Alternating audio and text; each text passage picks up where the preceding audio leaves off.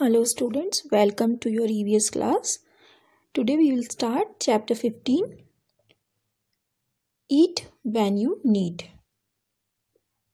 इस चैप्टर में हम ये पढ़ेंगे, इसमें चैप्टर की हेडिंग है Eat when you need, मतलब जब आपको ज़रूरत हो तब खाइए।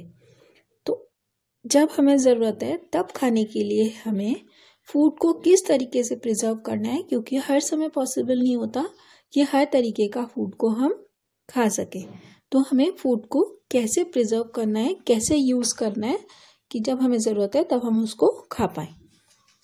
Now why did the food gate spoiled. अब सबसे पहली बात, स्पॉइल्ड मतलब ख़राब क्यों होता है।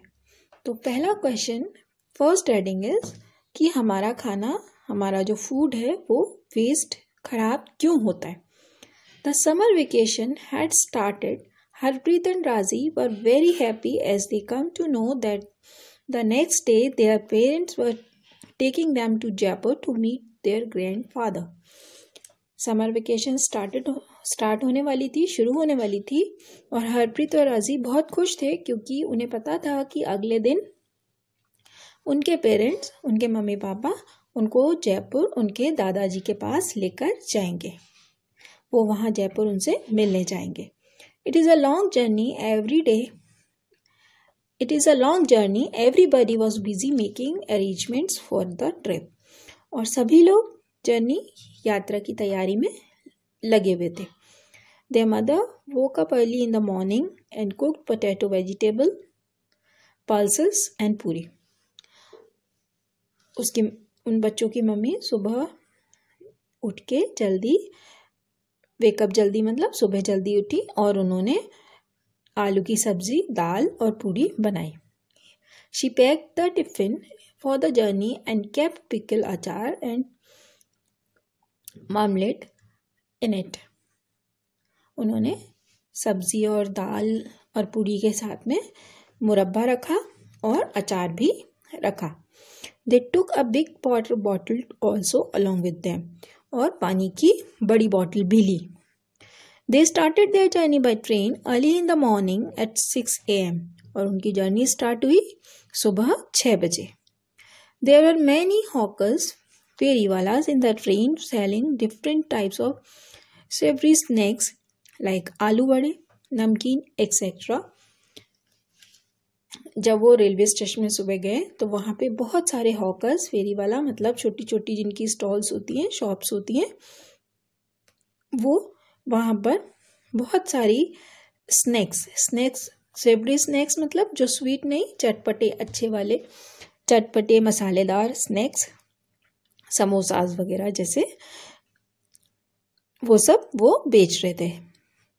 और children started being stubborn for eating them. अब बच्चे ये सब खाने के लिए जिद करने लग गए, जिद करने लग गए।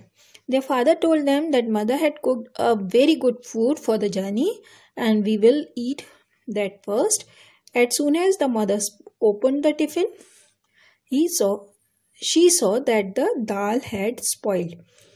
अब उनकी मम्मी ने टिफिन खोला तो उन्होंने देखा कि जो दाल थी वो खराब हो चुकी थी। Raji asked her mother that how did the dal get spoiled. Mother told that dal got spoiled because of excessive heat in the summer season. I should not have cooked it. उसकी मम्मा ने बोला कि हाँ, मुझे ये चीज़ दाल नहीं बनानी चाहिए थी, ज़्यादा गर्मी की वजह से, समर सीजन में ज़्यादा गर्मी की वजह से दाल खराब हो गई। Raji asked her mother why the pickle sauce and potato vegetable did not spoil easily. The father told that the potato vegetable is cooked by frying it in oil and it is almost dry. There is no water content in there. मतलब अब उसने फिर मम्मा से पूछा कि भाई pickle, sauce, potato vegetable ये सब क्यों नहीं ख़राब हुए। तो उनके पापा ने बताया कि पोटैटो वेजिटेबल जो बनी है वो फ्राई करके बनी है। तो जो फ्राई करके कोई भी चीज़ बनती है उसमें उस चीज़ को पूरा का पूरा ऑयल के अंदर डाल देते हैं, ऑयल को बहुत तेज़ गर्म करते हैं और उसके अंदर डाल देते हैं।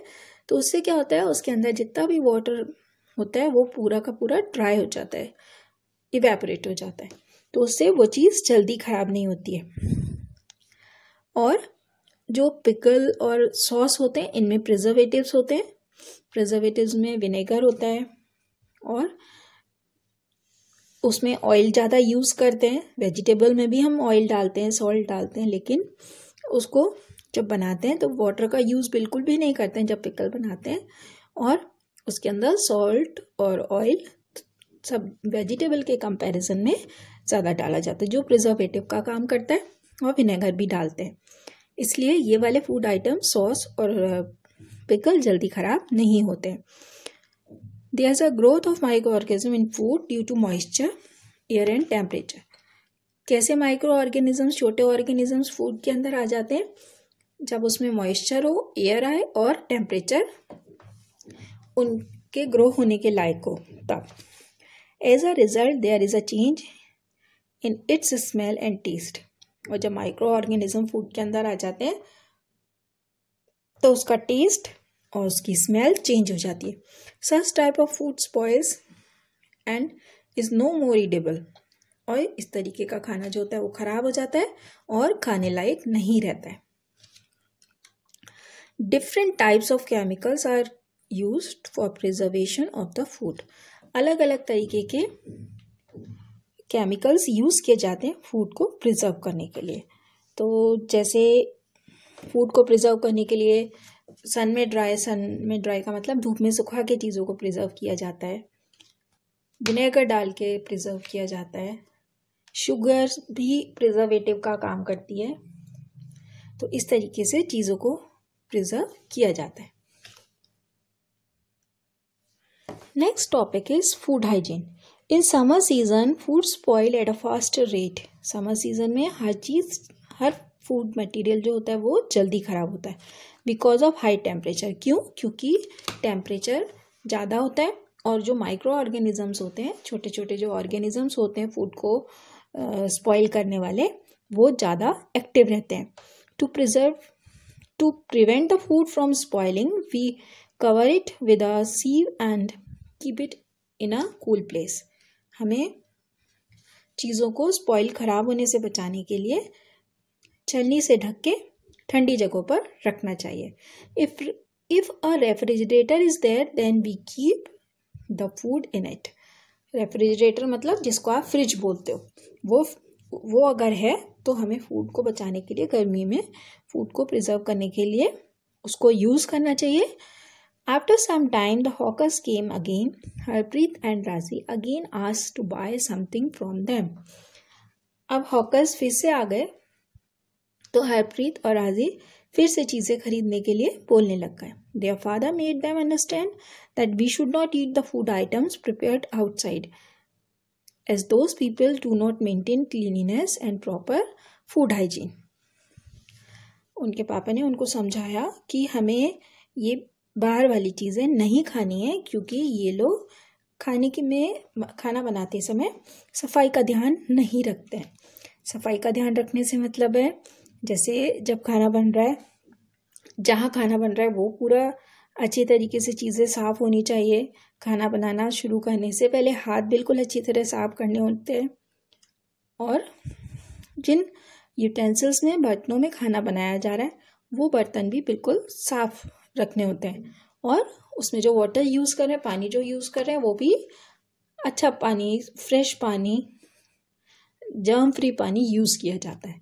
तो इस तरीके से फूड हाइजीन का घर में तो ध्यान रखा जाता है, लेकिन जो बाहर चीज़ें मिलती हैं ऐसे हॉकर्स के पास, वो लोग इतना ज़्यादा हाइजीन का ध्यान नहीं रखते हैं। इसलिए उनके फादर जो थे राजी और हरप्रीत के, वो फूड के लिए मना कर रहे थे। That's all for today's class. Thank you.